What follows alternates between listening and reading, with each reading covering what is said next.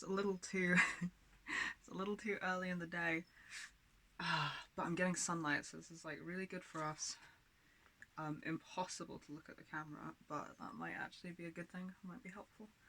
It, I think it is so far. And what's really interesting is like the specific things that my face does that I find uncomfortable, and I have to work through a lot of like internalized shame and body dysmorphia, I think, and insecurities and shit like that when I watch it back.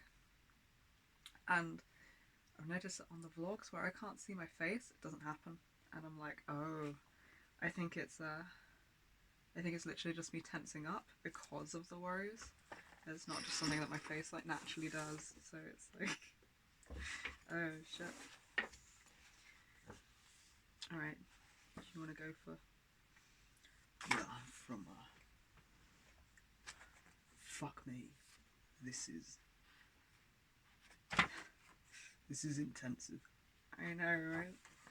Mainlining vitamin D. Alright, whatever makes you happy. Let's start from where I bookmarked yesterday.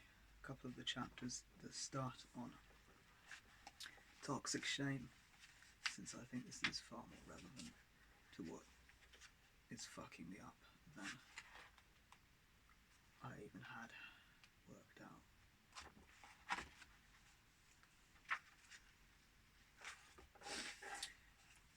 Toxic shame, the veneer of an emotional flashback.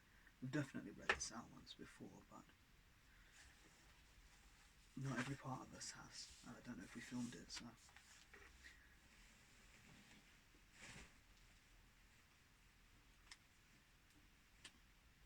Toxic shame, explored enlighteningly by John Bradshaw in Healing the Shame That Binds, obliterates a C-PTSD survivor's self-esteem with an overwhelming sense that he is loathsome, ugly, stupid, or fatally flawed. Overwhelming self-disdain is typically a flashback to the way he felt when suffering the contempt and visual skewering of his traumatizing parent. Toxic shame can also be created by constant parental neglect and rejection. Early in my career, I worked with David, a handsome, intelligent man who was a professional actor. One day, David came to see me after an unsuccessful audition. Beside himself, he burst out, "I never let on to anyone, but I know that I'm really very ugly. It is so stupid that I'm trying to be an actor when I'm so painful to look at. I will never forget how shocked and disbelieving I felt at first that such a handsome person could feel ugly. But further exploration brought me understanding. David's childhood was characterized by a broad spectrum of abuse and neglect. He was the last and unwanted child of a large family, and his alcoholic father repeatedly attacked and looked at him with disgust. To make matters worse, his family imitated his father and frequently humiliated him with heavy doses of contempt. His older brother's favourite gibe, accompanied by a nauseated grimace, was, "I can't stand the sight of you. You make me want to vomit." Toxic shame can obliterate your self-esteem in the blink of an eye. In an emotional flashback, you can regress instantly into feeling and thinking you are worthless. You are as worthless and contemptible as your family perceived you.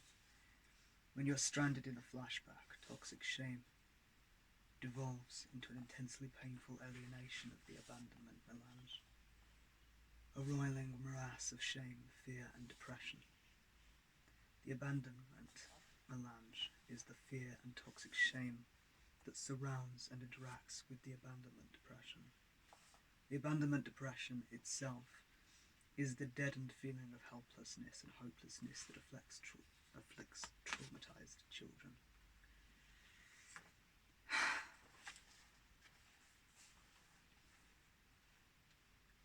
Toxic shame also inhibits us from seeking comfort and support.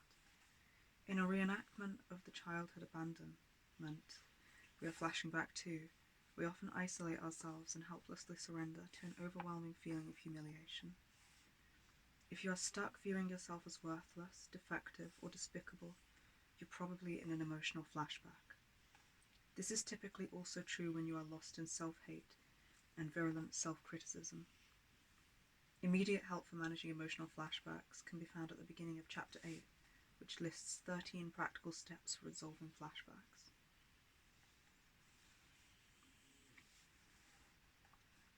Numerous clients and respondents to my website tell me that the concept of emotional flashback brings them a great sense of relief. They report that for the first time they are able to make some sense of their troubled lives. A common comment has been, "Now I understand why all the psychological and spiritual approaches I've pursued had so few answers for me." Many also note feeling freed from a shaming list of misdiagnoses that have been given to them by themselves or others. This, in turn, has aided them in ridding themselves of the self-destructive habit of amassing evidence of their own defectiveness or craziness. Many also report a quantum leap in their motivation to challenge the learned habits of self-hate and self-disgust. Oh, Jesus.